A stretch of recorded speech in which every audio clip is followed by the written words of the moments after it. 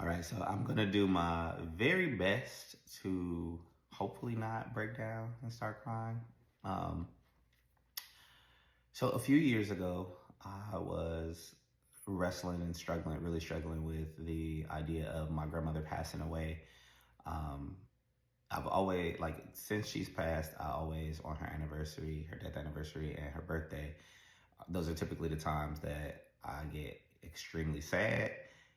And then it's crazy because her birthday is 2 days before mine, so I gotta, you know, the duality of emotions, right? I turn around and be excited that I can celebrate another year, while still carrying the sadness of knowing that she is no longer here. Anyway, I started thinking, what is it? What is something that I can do to honor her legacy, to make sure that the joy that she helped me to feel, the magic that she helped me to feel, can be spread and passed along. Um, and I don't know why it didn't come to me immediately, but God eventually dropped in my spirit. He was like, your grandmother shared cooking with you. And as I get older, I realized that cooking it's more than just a physical act. It is truly like the reason the ancestors' food was so good is because oftentimes it was made with love and care, and um, it's a magical thing that happens. She taught me how to cook mostly. Um, I've since learned to tweak some things and add some things to give stuff a little bit of a different flair. Anyway, it was given to me that I should open a restaurant. So I was asking God, well, why this, Lord? Why a restaurant? And the answer was very clear. This is a way that you can spread love while still honoring your grandmother. And so I started last year, launched my LLC, started moving, doing test plates, pop-up kitchens. And then in full transparency, I got scared. So I was like, you know what? I'm gonna stop. And then this year it was given back to me, almost in a like, didn't I tell you to do?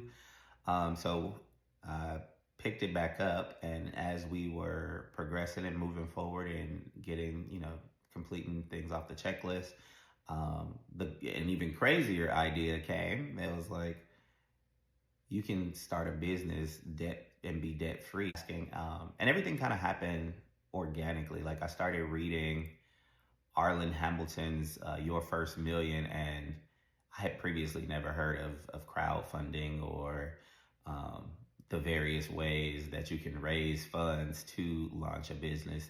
Um, Nevertheless, it coincided with what was given to me. So, oftentimes when you hear about businesses, you think loans and interest rates, and you got to pay back this, or you got to give up equity for this or that.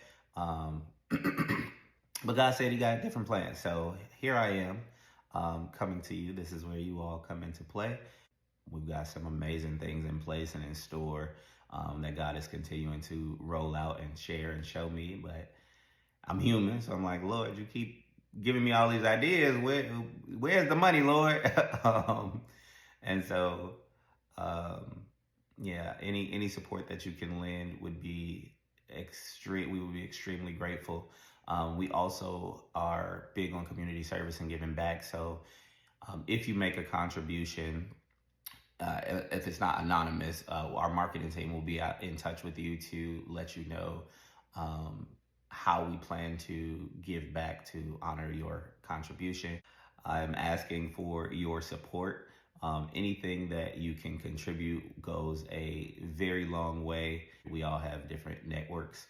And so I'm asking for your support to tap into your network, and help push this dream to become a reality, um, as I embark on this journey, with my co-owners, to share my Mimi with the world, and build this brand that will last for, I'm gonna say, I ain't gonna say eternity, but a long time.